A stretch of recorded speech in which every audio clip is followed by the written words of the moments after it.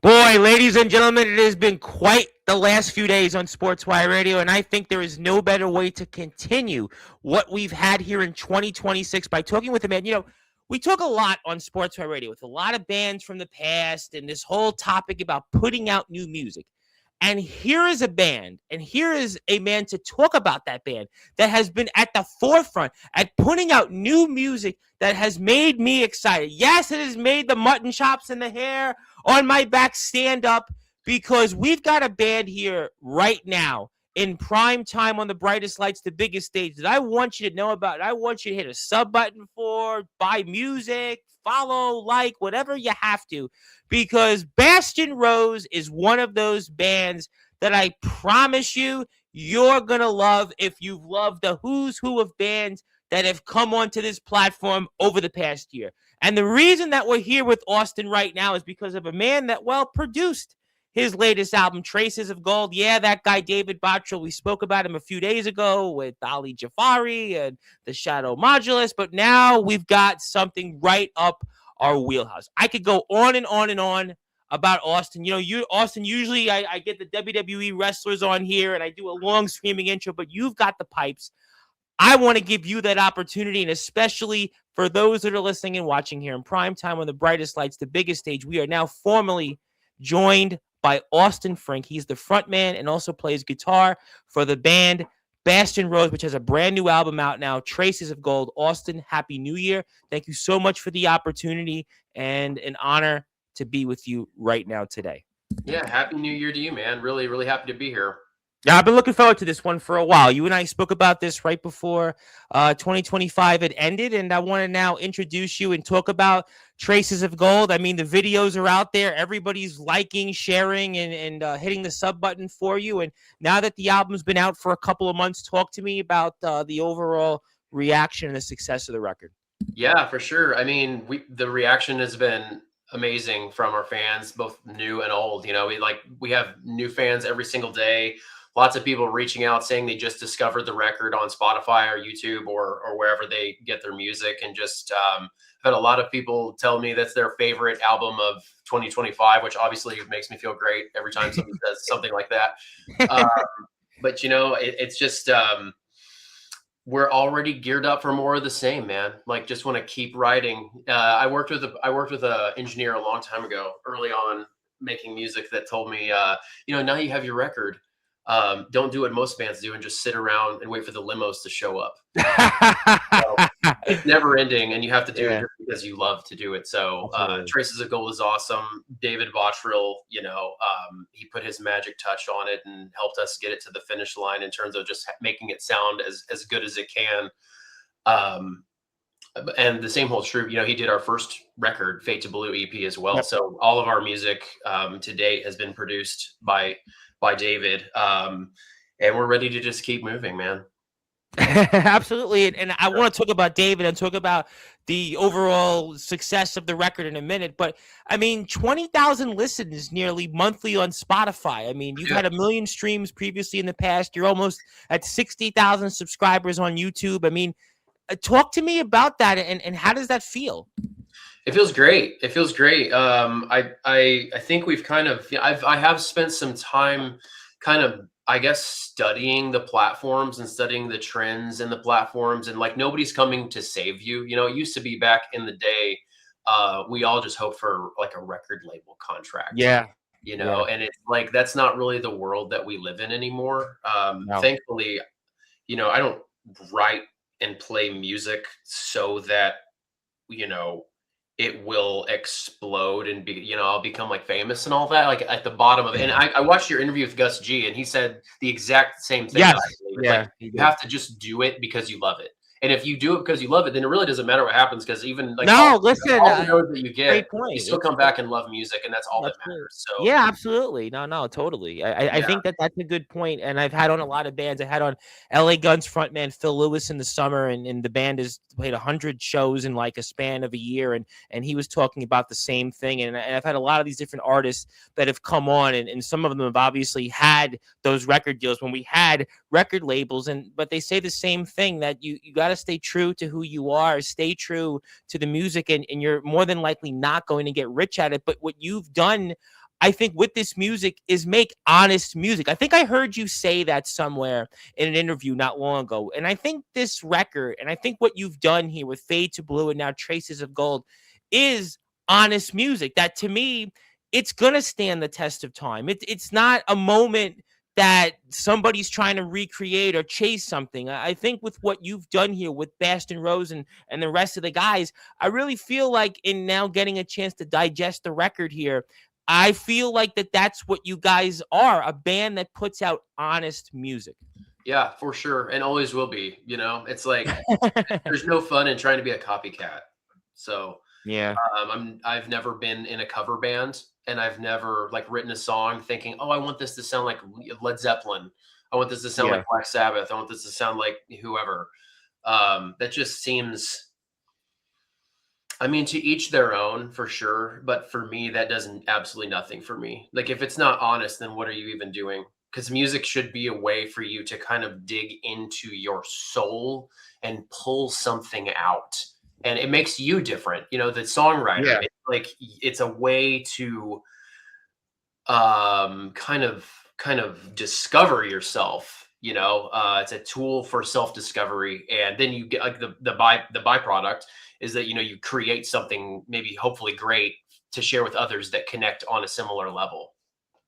I think that's a great point because I think that sometimes one of the things in rock that has happened over every 5 or 10 years is they try to find bands that they're trying to recreate. And you know, I mentioned Greta Van Fleet in the interview with David Bottrell, The Darkness. I mean, there's certain bands Yeah. that come around and they try to create something. But I think what happens is ultimately it, not to say it falls flat, but it doesn't capture that moment. Whereas I think with what you guys have done to me, I feel like it's something that it makes sense. I listen to it, and you know, whether it's, you know, Wild Honey, whether it's Atlas Slumbers, whatever, you know, the rest of the record we'll talk about, you know, in a few minutes. I just really feel like it makes sense, and you're, you know, yes, you're staying true to your principles, to what you like as a band, but I don't think you're trying to chase something that's not there. You know what I'm saying? 100%. Yeah. And I appreciate you noticing that.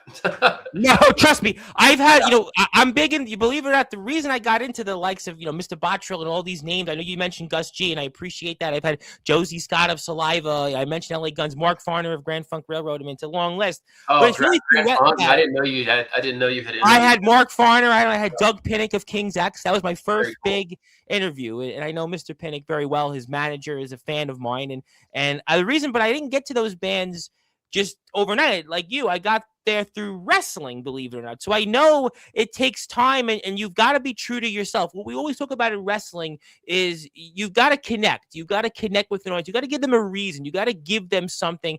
And I think that the record does, but and I got to bring it up because you've had certainly quite a personal history that I think you draw back on for these records. I mean, that's, to me, something I know you've kind of mentioned it before, but you've really went through a lot to get to where we are today. Yeah, I mean that's certainly true, and I'm you know happy to talk about this stuff, and well maybe not happy, but I'm willing to talk about this stuff and have before in other interviews. But yeah, like primarily, but Bastion Rose is a project, and the first EP that we did with David, Fade to Blue, it came out of a time of kind of tragedy and turmoil for me, where a bunch of bad stuff happened really quickly, and that was in the tail end of 2019 and all through 2020. So, you know, my dad passed away very suddenly, and we were super tight. So that was like a huge blow to me. He wasn't somebody that I ever thought would just suddenly be gone. You know, Sure. at this stage he was healthy, and then he wasn't. It was just a huge shock to me. And that put me in like a super confused and dark state for several months. And then during that time in 2020, only a couple months later, my mom died. Totally unrelated, you know, they weren't married. I was raised by my dad. He was a, you know, single parent. That's one of the reasons why we were so tight. And my mom had, you know, substance abuse issues and was abusive. And it wasn't a good thing, but she was my mom and I loved her and I Yeah, didn't want sure. to see her die. And it was a shock to me as right on the, heels of my dad passing away. And, that put me in a, more confused, dark place. And then a couple months after that, I was diagnosed with cancer. So thyroid cancer hit me, and I didn't even know what a thyroid was at the time. I think most people probably don't, Sure. but it's right here, and I Yep. have a scar, which you probably I can't saw the see. photos. I saw the Yeah, right. article you wrote. Yep. Yeah. Oh, you saw the BuzzFeed article? Yep. I read the whole thing. Yep. Yeah, that's pretty heavy. But and it was metastatic, so it was up in there, and the thyroid's not supposed to grow outside of the No. thyroid, so that's what cancer does. It starts to take over your body, and so what they do for that is they just remove the thyroid, they remove all the affected lymph nodes and everything. It was a pretty major, major surgery, but what happened to me through that experience, and I lost my ability to sing. I figured, I'm a guitar player first anyway. If I can never sing again, then because it was a known risk, like surgeons, Sure. like you're probably gonna, you'll probably be able to still sing after some physical therapy and healing and stuff, but you might not. Sometimes, Yeah, the Scorpion singer Klaus Meine many moons ago went through an injury, a vocal injury, and they didn't think he could sing again, and he went through not quite what you went through, but I'm automatically thinking about that, how he had to re-sing again, and it's not easy, especially as a singer. No, it was tough, man, and I couldn't talk either. And I really love conversing, with friends. And it was to the point where it was just like I could just whisper, a whisper. And months went by, and I was able to recover that through physical therapy. But the thing is during that time there was like some nerve involvement.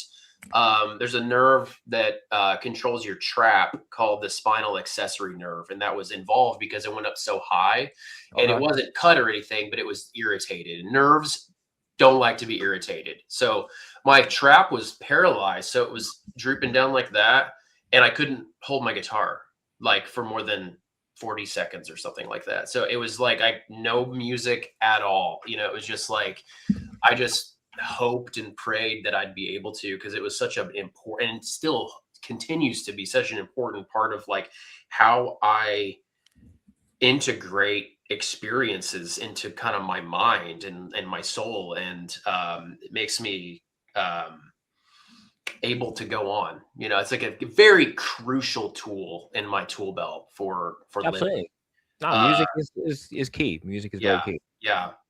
And I think a lot of people feel that way, whether you play music or you listen to music. Like music is it's one of those things that I think is one of the few remaining like truly magical things in the universe that we can point to and say, like, why does this stuff affect us in the way that it does? It's like, because at the end of the day, like we're talking about frequencies and vibrations in sound waves and certain configurations combined with, lyrics, poetry, oftentimes in music with lyrics. But then it just hits you in a certain way that nothing else really can. No, it's just like this weird effect that it has on our minds. And I've yet to hear a like satisfactory scientific explanation. Well, it's funny you say that in music. In wrestling, all the time we actually talk about how music is important, because when the wrestler comes out to a certain entrance music, it really fits their character. So I agree with you. Music, it doesn't matter what form of anything you're in. Sports, we know how big that is. People come out to theme songs, movies. Like imagine any movie without a musical, score. Yeah, listen, music is everything. Like you said, it connects the world, and for you to go through that, but you thankfully, thank God, come out of the other side. You've put out these records, and I want people, since we're here right now, to go out and do a couple things. First of all, you gotta hit that sub button for me on YouTube for Bastion Rose. I mean, if you haven't, I don't know what's wrong with you, but they've got almost 60,000 subs. Let's get them to 60,000. I gave them 3 subs. I have 3 YouTube channels, so nice. You can go take care of them there.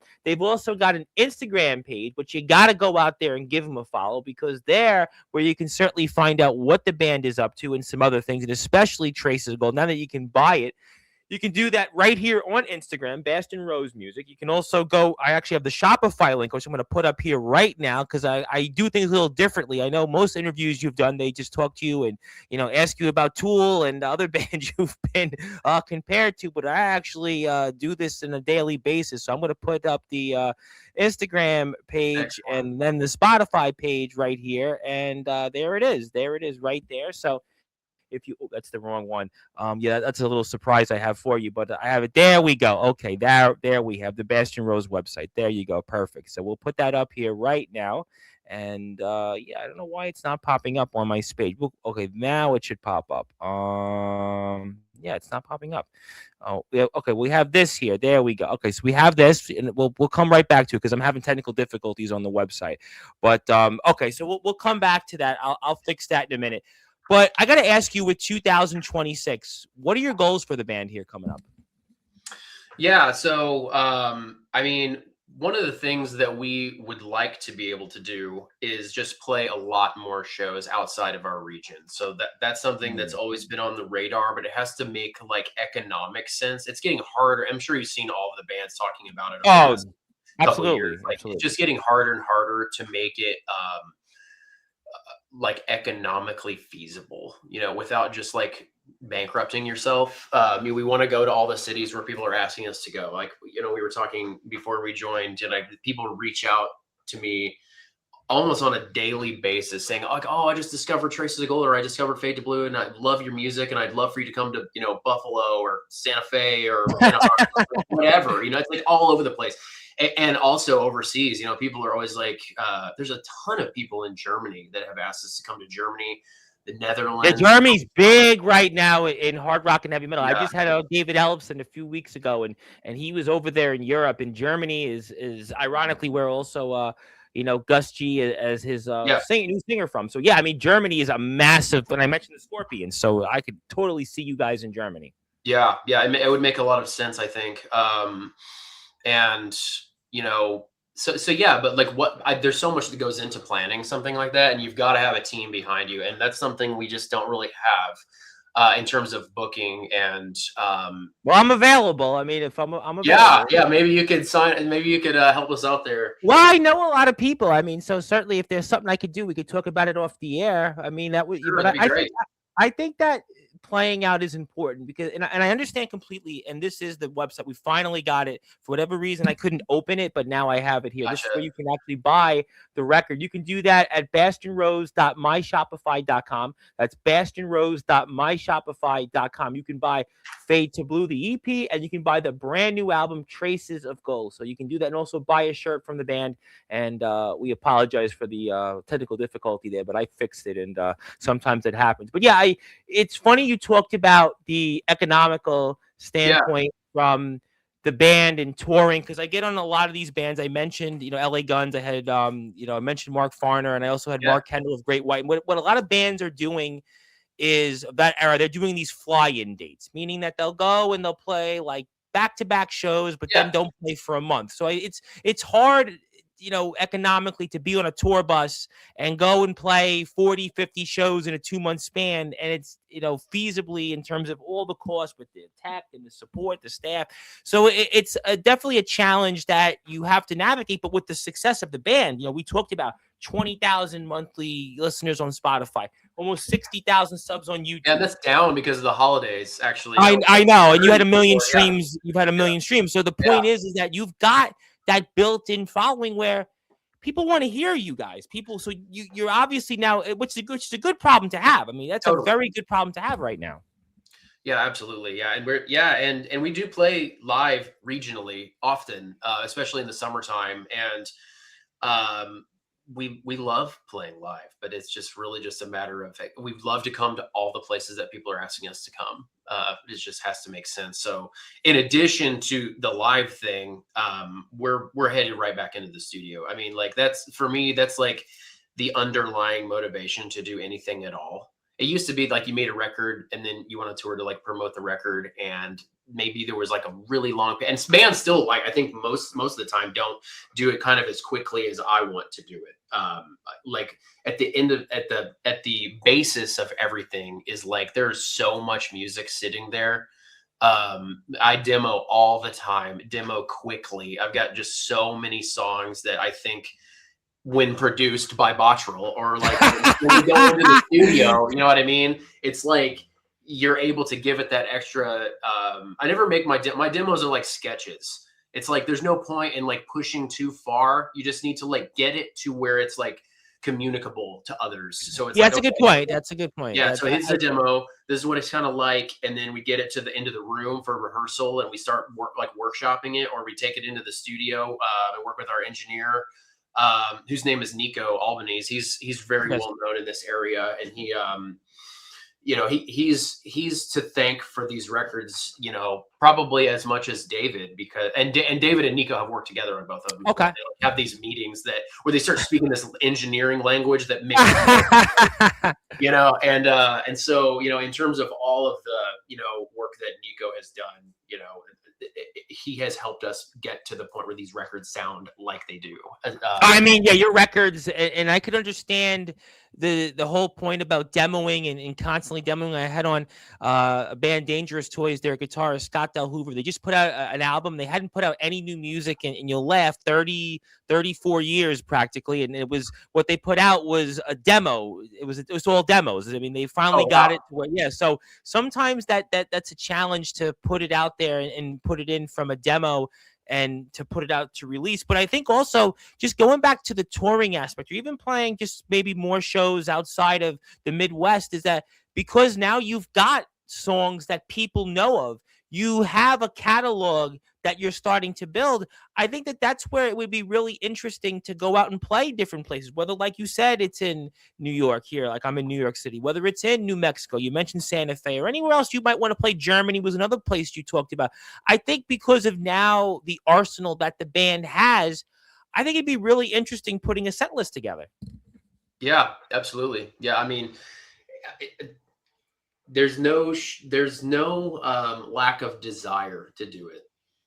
That's for sure. But like I said before, for me anyway, that's always been like we're a largely DIY band, and Yes. you know, it's like most of the stuff that happens as a result of, you know, just like elbow grease. You know, like it's just work that we do, and we do have a team behind us. Like Bottrell's a great producer, and we're so lucky to be able to have made that connection and work with him. And Nico's a great engineer, and you know, we do have a small label contract with Epictronic that's based in Italy, right? Yeah, they're based in Florence, Italy, and they've got offices in Japan and Los Angeles and London, I believe. Yeah, I've heard of the label. Yeah, they're cool. I mean, and I work with Carlo, who's the owner, Carlo Bellotti, and he, you know, he's been super supportive. But like I said, I mean,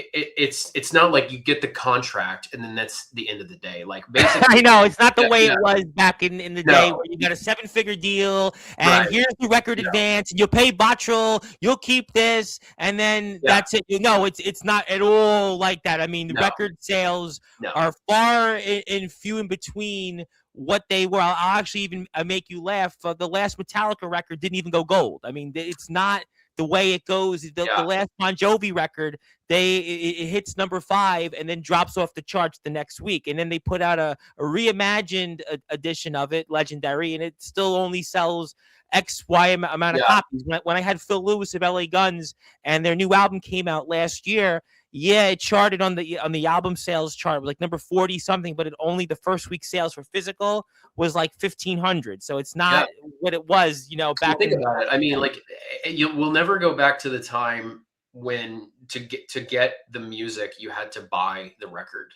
right? It's like even when when I was growing, I was a young kid in the 90s. Okay. You and I are, I'm in my 30s, so I definitely know the deal. Yeah. So it's like back then it was like, I remember when I was like 9, I went to, you know, some local record store in Indiana, which is where we're from, with my dad. And we had recently heard, I had recently heard Iron Man on the radio, on our local radio, Indianapolis-based radio station, Q95, Bob and Tom. Okay, that they're from here, and they play all the classic rock stuff, right? They're playing like Yeah. Led Zeppelin and Bob Seger and AC/DC, Bruce AC/DC and Black Springsteen. Yeah. Sabbath, right? And it's Yep. like when I heard Iron Man, it just changed. It like changed my core. You know, it's just something about that hit me. That is, you know, everybody's different, and I don't know exactly why it hit me so hard, but you know, I wanted that record and to listen to it. I didn't hear it again. I heard it on the radio and I didn't hear it again for months. I was just like, oh, I want to hear Iron Man. I want to hear Iron Man. But I couldn't. I was 9, and we didn't have the record. And eventually, we found ourselves in a record store, and that's the one I wanted to find. It was tapes. I think they had still had tapes, but they had CDs too. They did have cassettes still in the late 90s, early 2000s, because I remember going and buying cassettes still. So yes, they did have cassettes. Yeah, and we had tapes and CDs, and then we were still in a situation where there were like tape players like in certain cars and in houses, and there were CD players elsewhere. You know, I didn't get a portable like CD Discman until I was like, you know, 13 or something. Yeah. Before that, it was like a little cassette player. And yes, I do remember.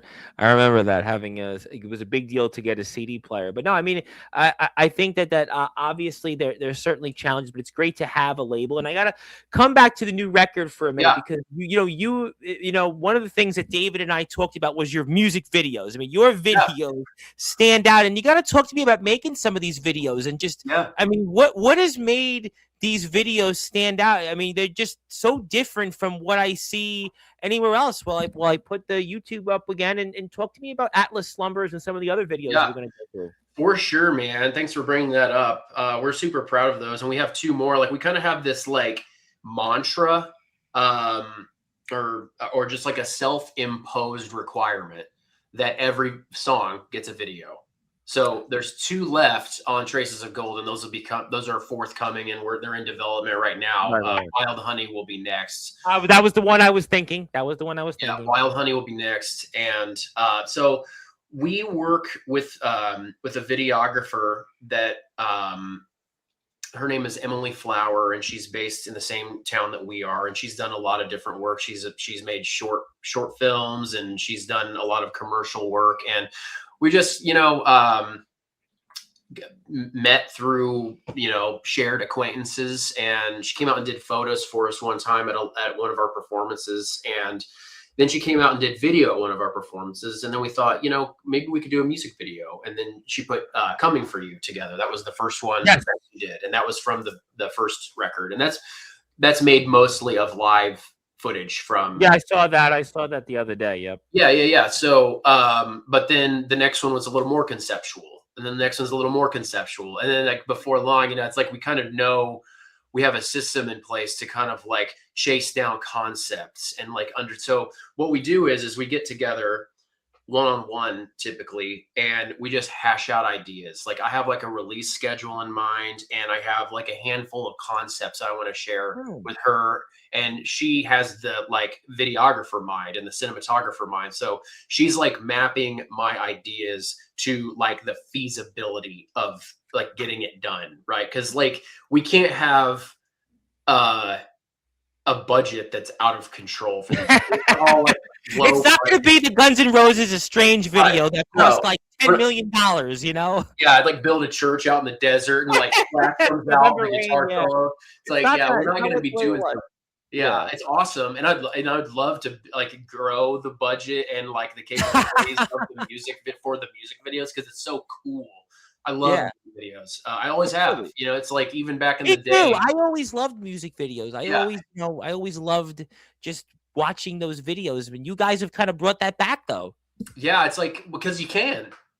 You know, I know. It's like you just can do it if you want to. We're lucky because we have Emily, and she has a really good and she shares her ideas too, right? So like, there's been a handful of them where I'm like, you know, for this one, what do you think? You know, and then she'll like, you know, she's the female Wayne Isham who used to make all the big Metallica videos, and you got the female Wayne Isham. Alanis Morissette he'd made. I mean, those her videos in the first album. You got that now with her. Yeah, so she's made she's produced all of those, and then I'm typically there to help direct the actors and just kind of like make sure that certain shots happen if I like see something. So it's pretty collaborative, but I definitely like leave most of it in her capable hands. Yeah, she's very capable. No, there's no Yeah, question that the videos are great. I personally, off the first EP, loved the video and the song "Fever." There was something yeah, with that wah pedal, that slow mover, that slow, just, yeah, like you said, DIY kind of band. That was just what you guys yeah, were, meat and potatoes. yeah, I definitely love that one. I obviously Garden of Stone was the one I referenced with David when kind of thinking about the band.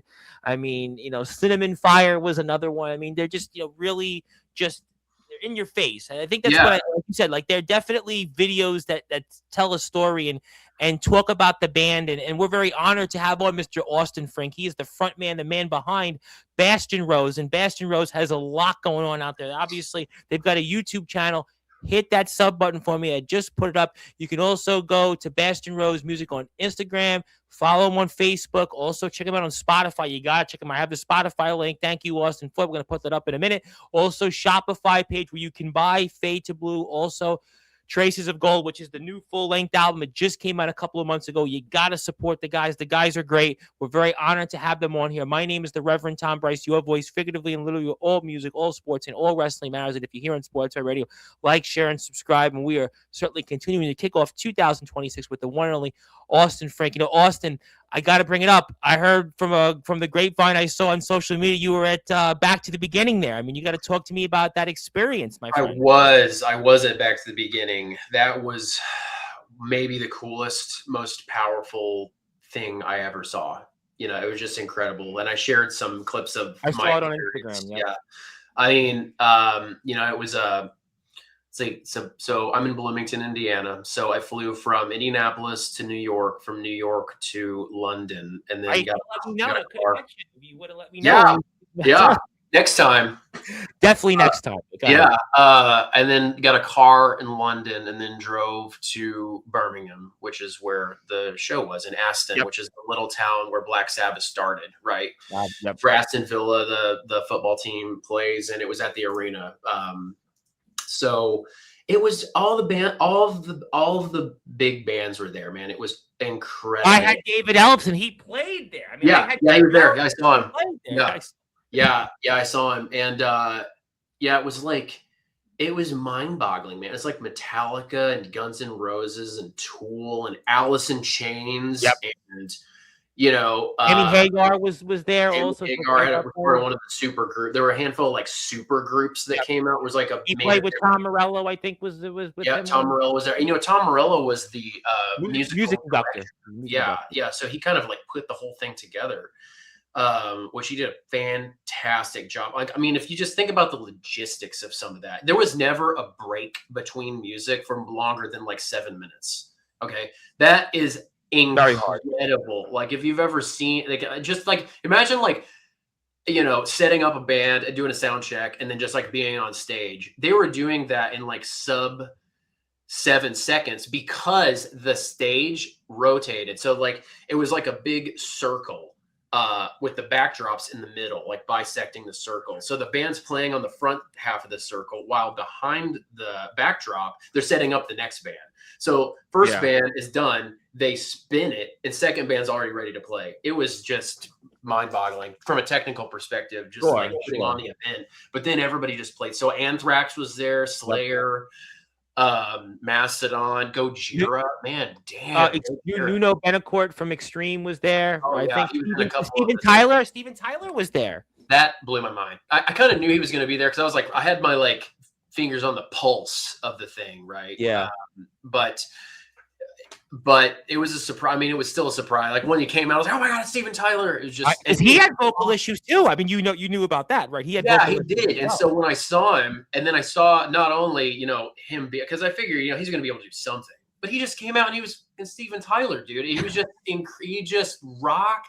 There's something about Steven Tyler. He just is like the rock star. You Yeah, know what I mean? Steven Tyler is just He's just the ultimate frontman. I he's completely the agree. ultimate frontman. Is his whole attitude, his style, and then he's got that voice. He still has it, you know. And they Yeah. played Aerosmith music. Yes, everyone was talking about that and kind of like taken aback by that he actually just didn't play a Black Sabbath song. Yeah, he was like one of the only. I think he was the only act, if I'm not mistaken, that did. I think you're right because I heard this somewhere in an interview. I didn't get a chance to ask Ellefson about it, but I did hear that somewhere. Yeah, but I mean, everybody else played.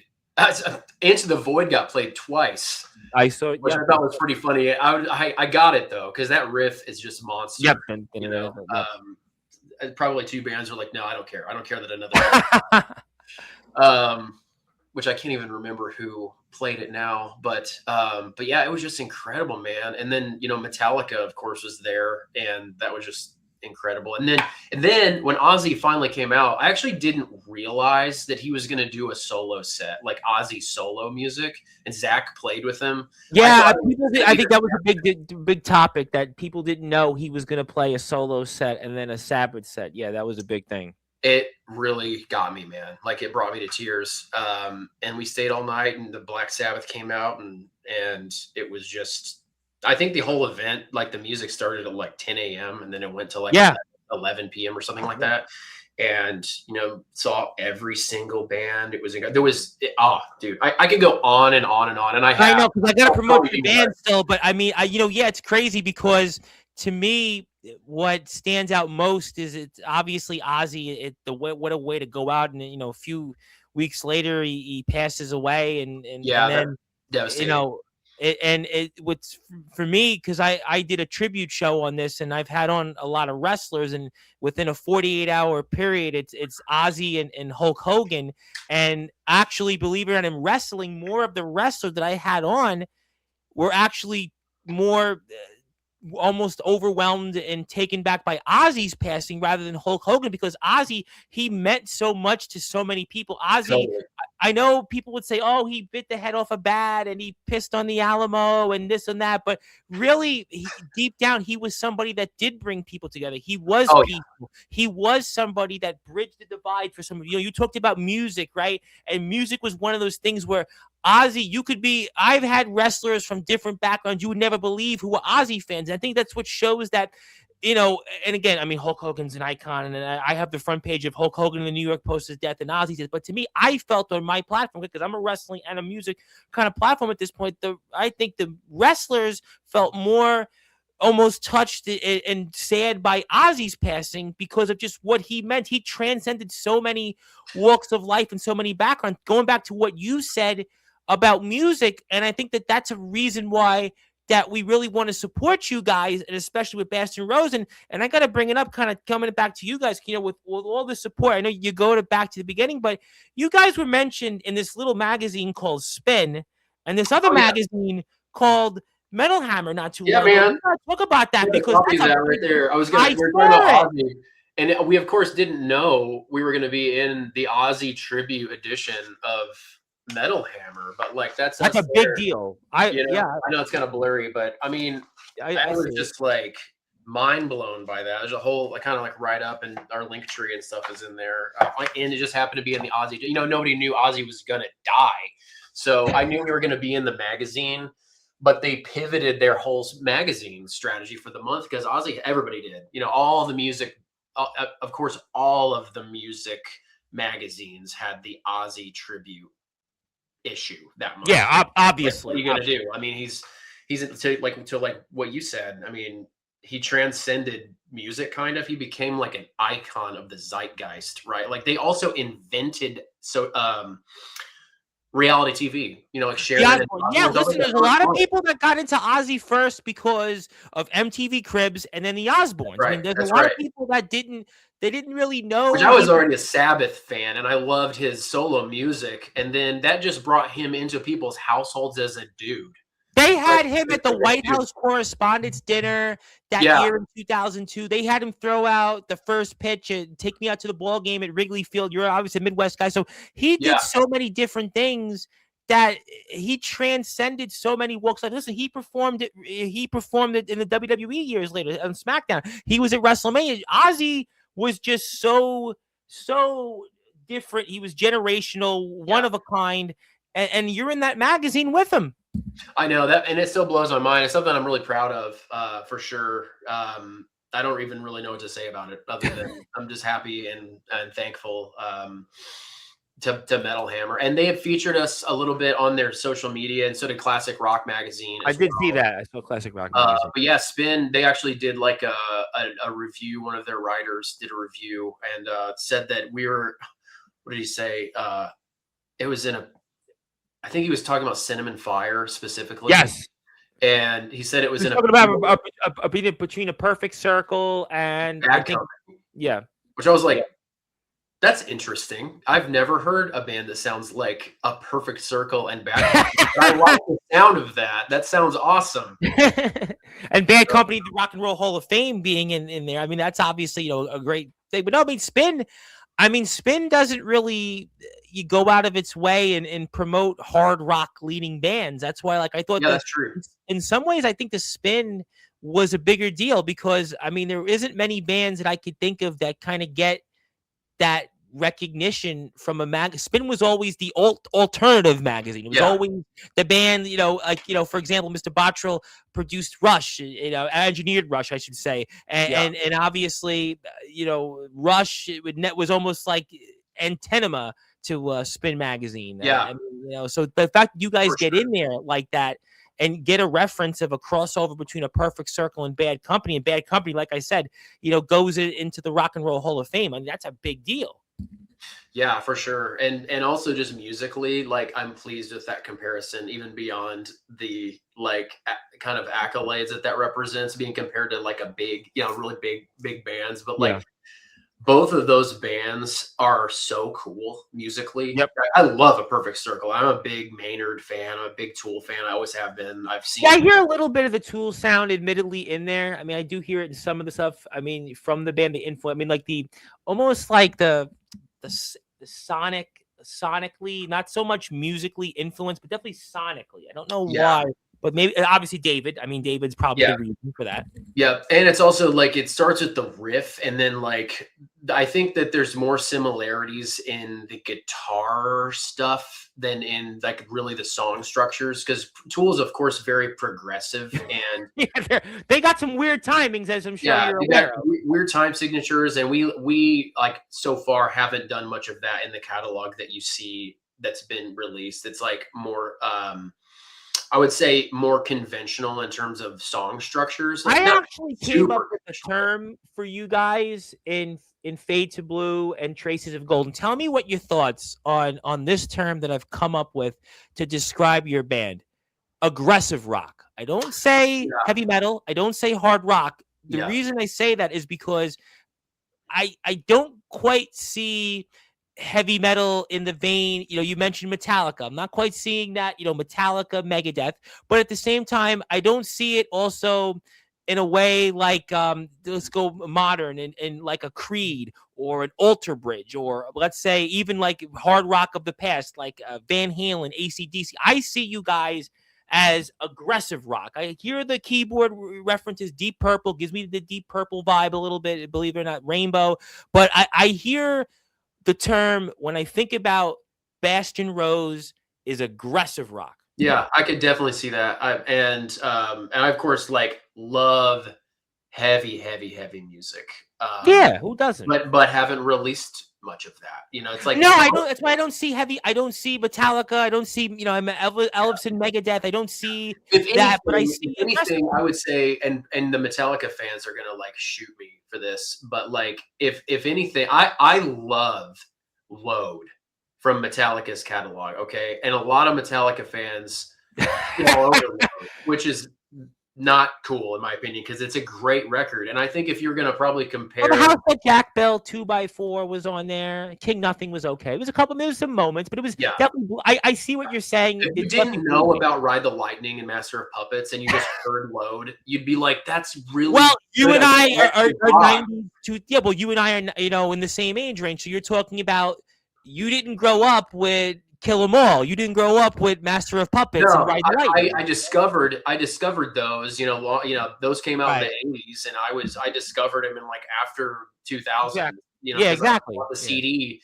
But I mean, huge. I mean, we play Master of Puppets in our live set and War Pigs and like these kind of long anthems that are hard to play. That's the key. It's like it's gotta be well known. People got to recognize it, but it can't be a throwaway. Yeah, my friend has a hardcore band here in New York, and it's you got to have at least something recognizable for people. I have a buddy of mine who's in a band, so I think there's a sweet spot too, like to play. Like Tom Sawyer's another good one to play. Like you play ones that people know, but also maybe you don't hear them all the time by bands because it's not like anybody can just play them. You have to like have your chops. You have to be kind of at a certain technical level to do it. And then that changes the dynamic at a live show where people are like, oh my God, did you see that? They freaking did this. And I never see people do that, but they know what the song is. Like, I've always been tempted to do like 2112 front to back. But like, no, you know what that is. And it's mostly instrumental. So, yeah, listen, I mean, I know Rush did it in tours later on. I think Test for Echo, they brought it back in. I don't necessarily think you guys should do that. I'll tell you what you should do. And I love Rush. I mean, I'm a Rush fan, out there. And we've had Mr. Bottrell on, who obviously, I want to stand myself corrected. He remixed. Yeah. But what I really want you to play is Traces of Gold and Fade to Blue. And I want people to buy it on Spotify. And I want to give you something. I want to give it to the band before I segue back into the by the way, please go out there and buy me. This is the way we support our band. This is the way we do it. So I want everybody to support Bastion Rose. We're so honored to have them on. But I want to give you this because this is what I wanted to show on my screen earlier, and now I can do that. So you guys are now in my Hall of Fame. So you guys are officially Hall of Famers now. Right so on, man. Thank you. You'll get into the Rock and Roll Hall of Fame, I know, in a matter of time. You'll get into maybe if Indiana has a Hall of Fame, you'll get into. And I have to also give a plug because you'll laugh. I have a hall monitor here on Sportzwire Radio. We have a hall monitor, and he is one Justin Parsley, and he is from Indiana. He actually is a DJ at Kendall's Tavern, and he's near, I think, the Shelbyville area, though Shelbyville has an interesting history with. You're in Bloomington. But, yes, that's why I knew Mr. Parsley would love a reference for himself, and we have some other friends from Indiana, and we want to make sure we give this to you when we're off the air, and I'll give it to you, and congratulations. And thank you very much. So I guess I'd have to ask you then, is there a song or two that is your favorite if you had to choose off Traces of Gold?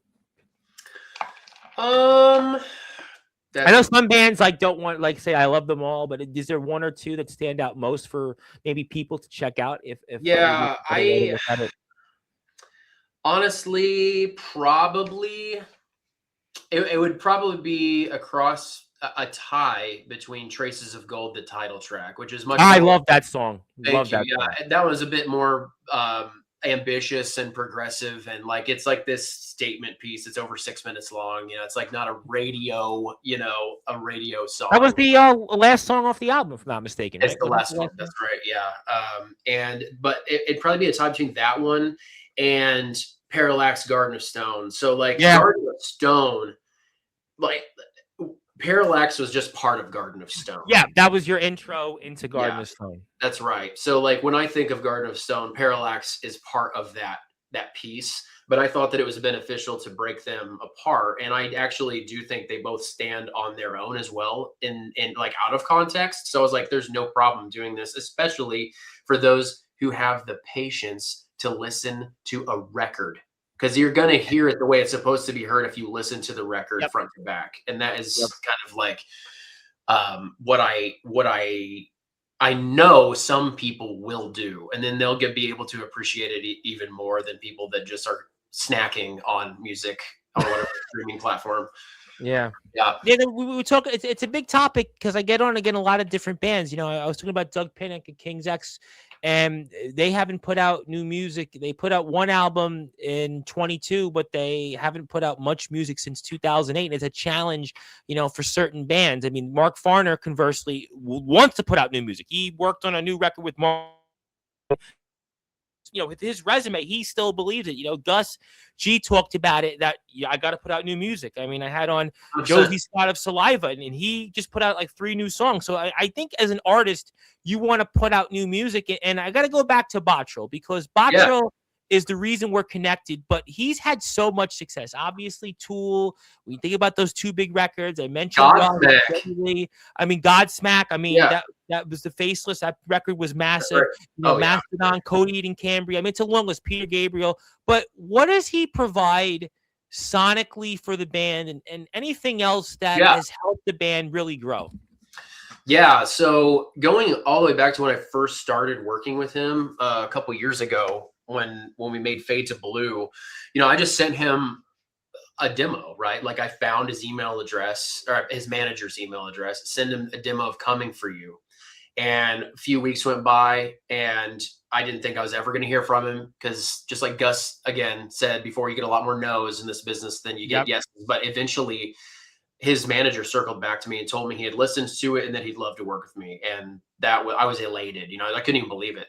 So then when we got into our first kind of session, we had a meeting before we actually decided to sign a contract and start working together, to see if we had chemistry and if we were going to work well together. And we did. We really hit it off. And then we got into pre-production sessions where we and this is where I'll answer your question. We get into what he brought kind of to what he brings to the table. So as I said before, I have tons of demos, and there's a lot of songs in the catalog that could be in the catalog of released music.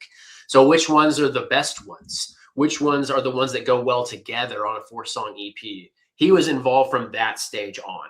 So he listened to all the demos. It's a lot of demos, a whole Dropbox folder full of demos, and picked those 4.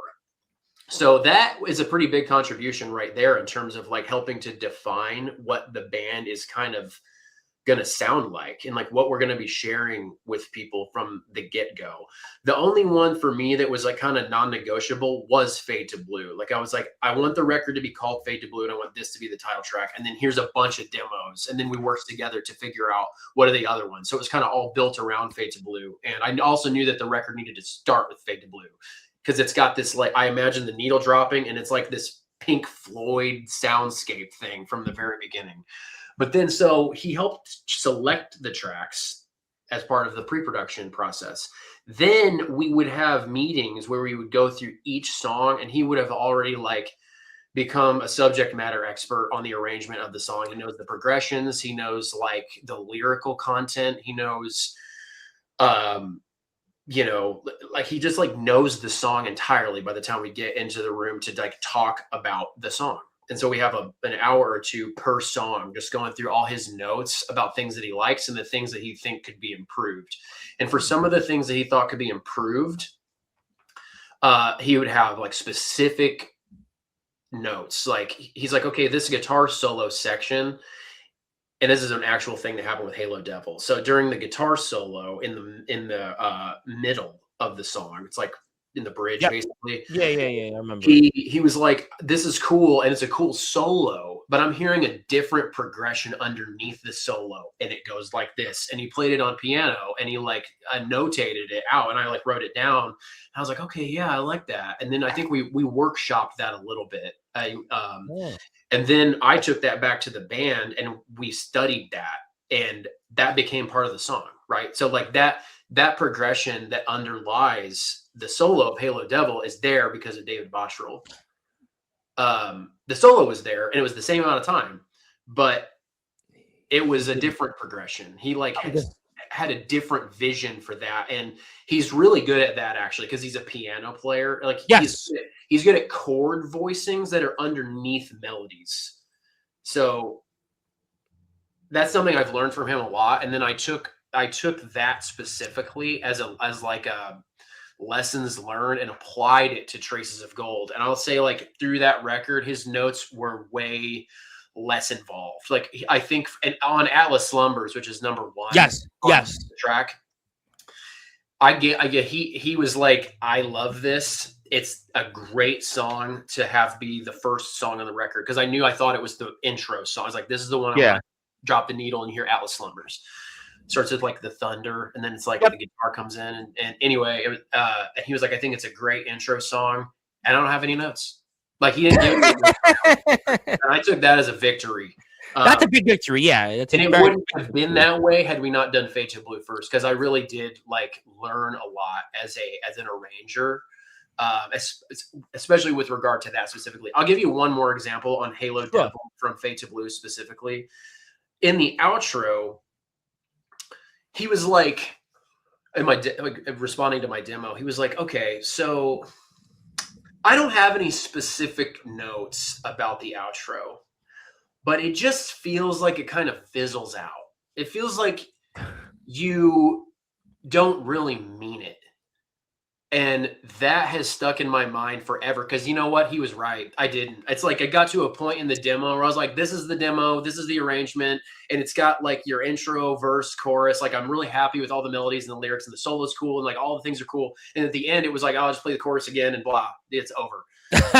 No, he was like, this is like your moment, right? Like you've built all the way up, and now you got to do something. He's big on identity. Like He you got talks to about pull identity. lines. And he was like, I don't care what you do, but whatever you do, you just need to mean it.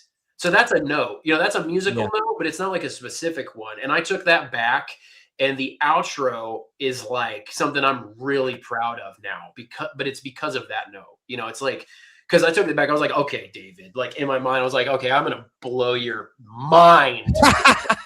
You know, and he loved what we put together, and it's a lot more. Yeah, he was really off the air. I will tell you, he really was excited to talk about Bastion Rose. Awesome. And I actually, one of the things, and I'll say, and I'll give you a couple more things before we sign off. And he and I were talking off the air, and I know he does a lot of these podcasts, and they ask him about the same 19,000 questions, whether it's about Anima, whether it's, mastering Rush, or, again, Cambria, Maynard Keenan, what about Danny Carey and Silverchair? You did Gods, but I was actually one of the things I said, well, I want to actually talk about Bastion Rose, because I really felt it's important to talk about you guys and new music. And he actually was very happy about that. And that's actually why he continues to talk to me, because he knows that I, like you and him, believe in new music and believe in you guys. And one of the other things you've worked with, and somebody that's also important, is Mara Applebaum, who's done, who's who of other names. And what was it like with him mastering some of your work? Yeah, really. I mean, he has a unique method of working. He works with like largely hardware mastering tools. So that's like very different than most of the guys that are out there now that are using, like Isotope Ozone, and they have software presets, and then they just like, and of course he uses stuff like that too. And I think he even works with some companies to like build some of those. Yes. But like first of all, he was just stoked to be mastering a record that David mixed. So he was really interested in making sure to get Fade to Blue, especially right. Like he didn't want to take all that good work that, the band and David had done, and then like, adulterate it somehow with like maybe making it too loud or like blowing out the dynamic. Because mastering is like, there's a million different ways to master. And I think trends in mastering changed throughout the years. And, especially back in the 2000s, like Godsmack, for example, and some of those bands that we were talking about before, that stuff was mastered so loud. Like that music is so loud, and there's not a lot of dynamics. Like it's like there became this trend, and I think it was like for radio primarily. It's like we're gonna take all of the transients. So we've got quiet parts, and we got loud parts, and everything, and we're just gonna make it all as loud as it'll be. So at the end of the day, the waveform is like this big crushed band of sound. And that's not how Maor works at all. Maor is like listening to the song. He like really listens to it, and he wants to maximize the like space that's there and the clarity, and makes it louder too. That's a big part of mastering. It's like it boosts the volume, but that can go too far and you can lose your dynamic. So it doesn't sound like a band anymore in a room.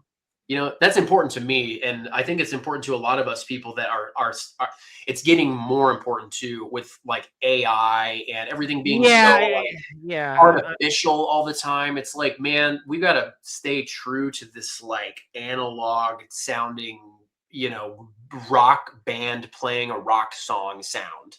Especially if you're not doing it together. I mean, some bands. I was talking with Phil Lewis of LA Guns, and Tracy Lewis was recording their album, his tracks on his phone. It's not like it was back in the day where in New York City we had the record plant. Everybody went to the record plant and sat and for a year in the studio, and we talked about the record deals and you had back in the day. So everybody was in a studio somewhere. Whether it was in Hollywood, I had on a guy Scott Gutierrez who actually was in the studio the last day Tupac ever was alive, the day before recording songs, and like in those yeah, he was here. He talked about Tupac. He recorded his last couple of songs Tupac had recorded. He was in the studio with him in California, and Tupac, he spoke and everything. He talked about the whole thing, and but everybody was in a studio. It's not the same.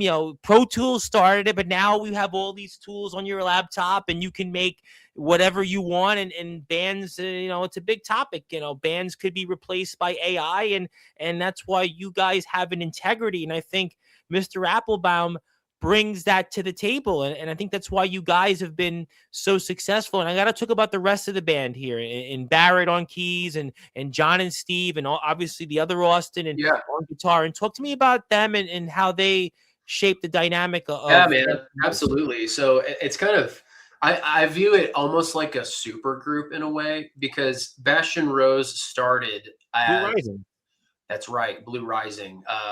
Blue Rising was the name of our group. It was Barrett and Austin and myself and another guy. His name is Luke, and he was on drums. And we played for 9 years as Blue Rising. And that period of time that I just described earlier in the interview, where it was like very terrible for me and a bunch of tragedy, my parents died, and I got cancer, and all this stuff happened during that. And that's not the only reason, but a number of COVID also happened during that time. Yeah. A bunch of stuff that like, it just put Blue Rising, that it came to a screeching halt basically. And at the end of the day, like, I think we all kind of, we went in different directions, and Luke was playing with 10 years by that time.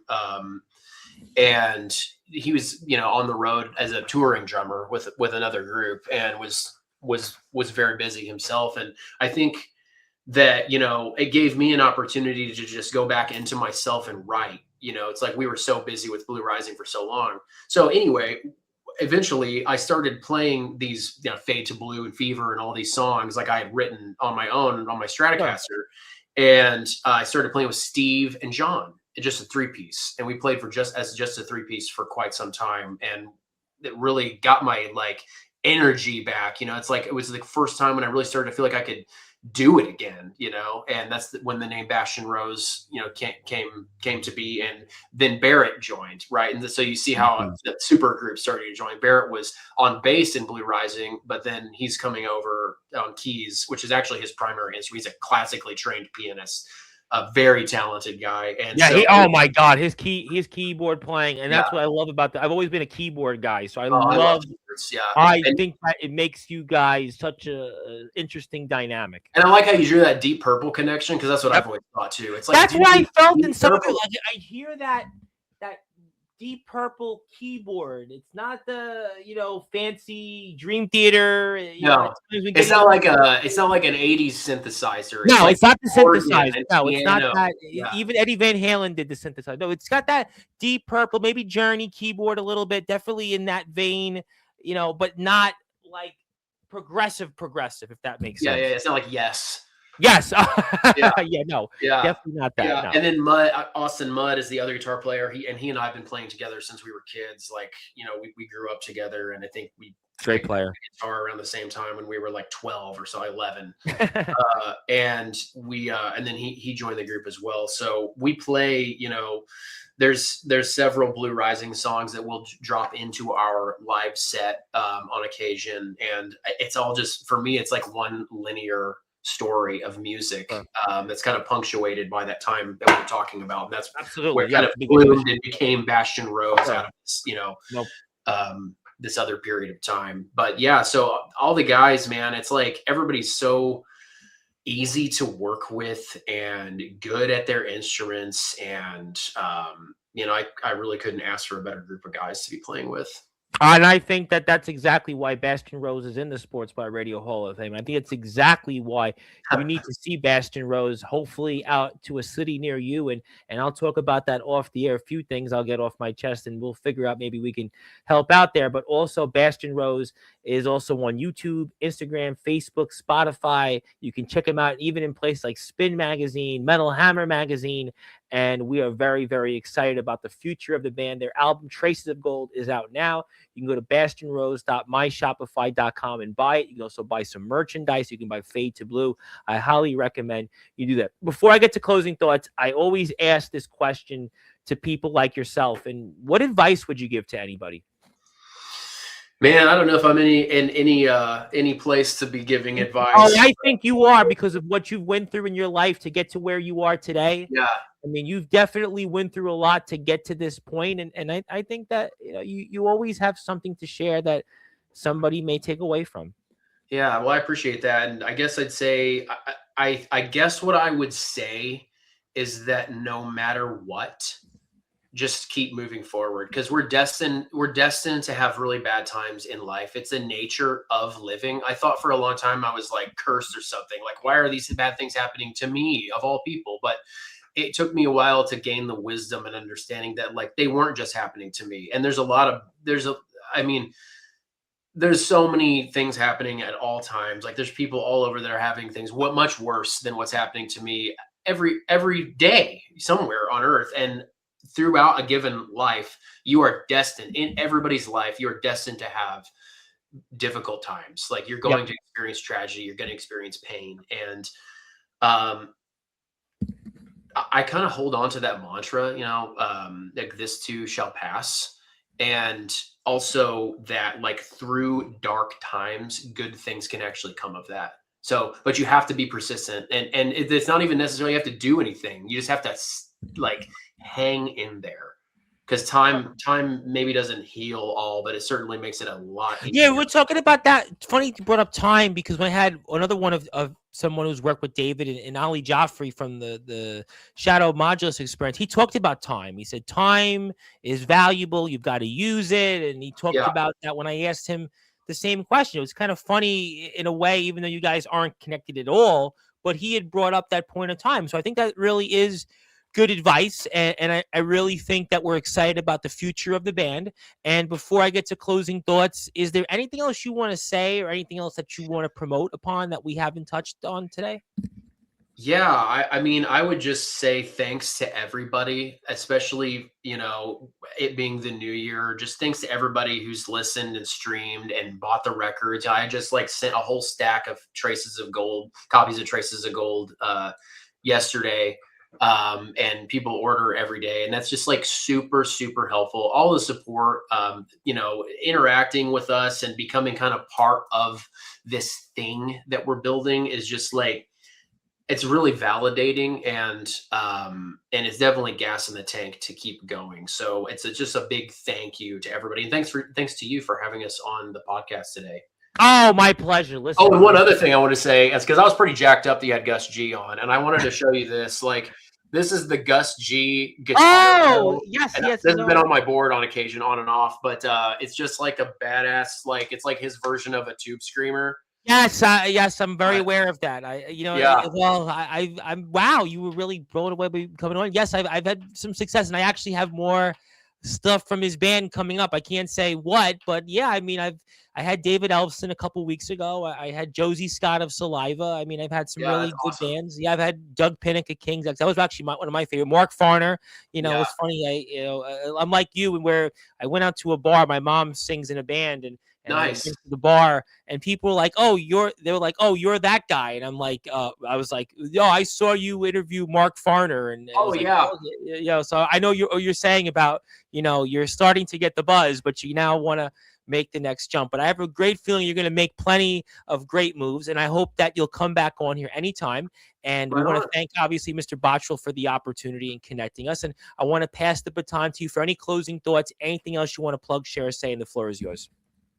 I would just say follow us on Instagram, Facebook, and YouTube, and just stay connected. And there's a lot more music coming. I want to thank again everybody that's listened, and I hope that if anybody is watching this podcast that hasn't heard of us or is curious, just like Google Bastion Rose, and you'll find everything there is to know about us.